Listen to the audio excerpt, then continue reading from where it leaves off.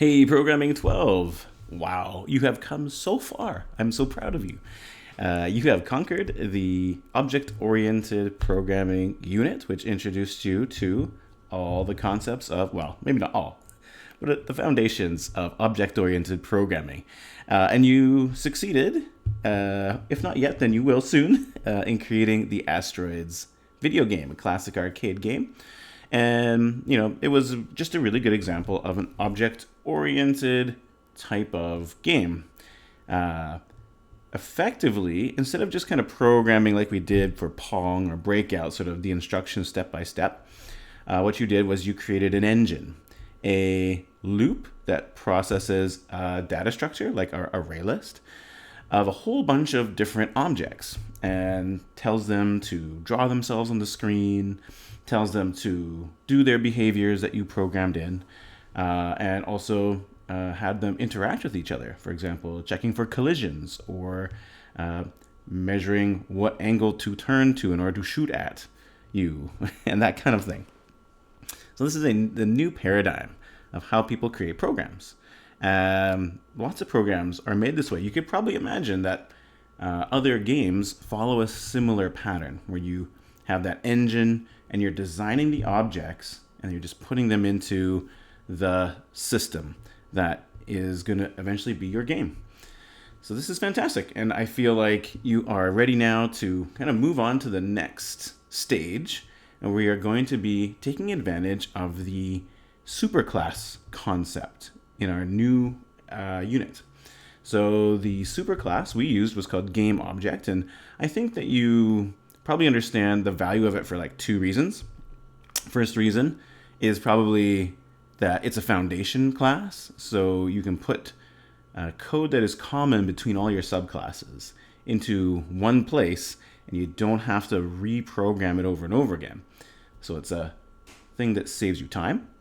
But also you noticed, well, hopefully you noticed, that we made our array lists of that type so that the elements are of the game object class.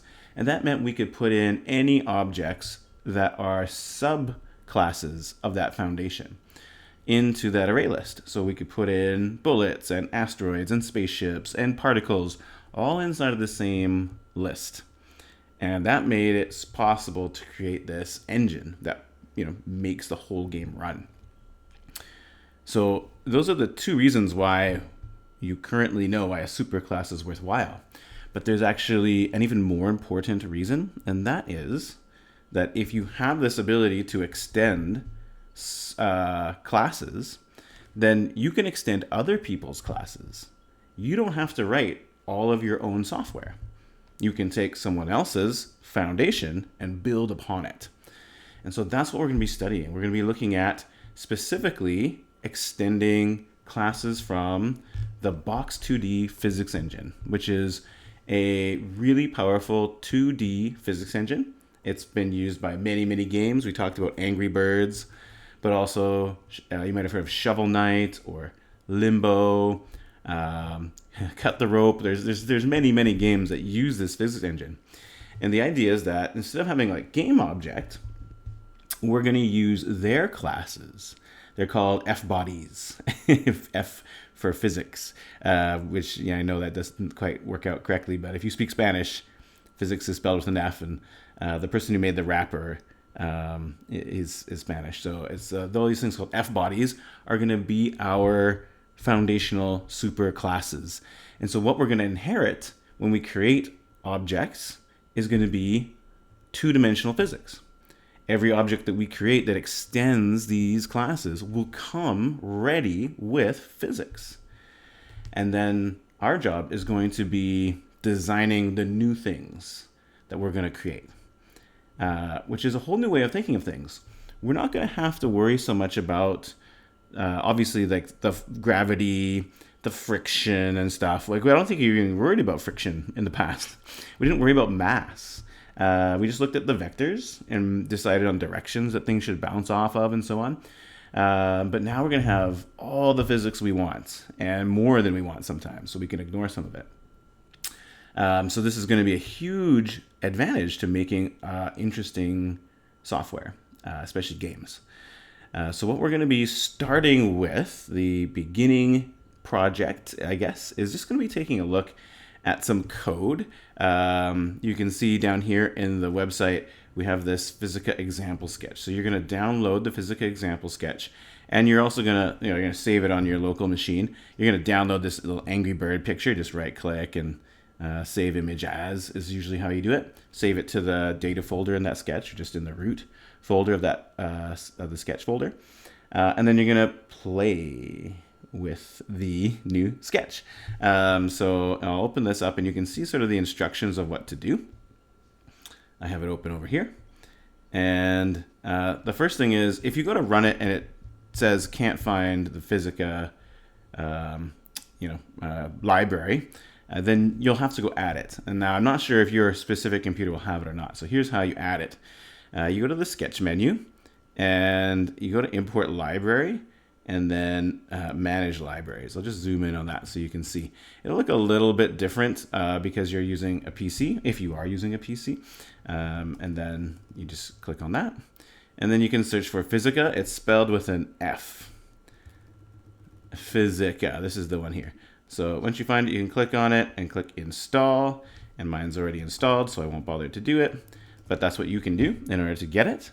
And then once it's done, you probably don't have to restart processing, but just in case, if something doesn't work, then just try restarting processing, and then you can go and run this. And here's what it looks like. It's kind of goofy.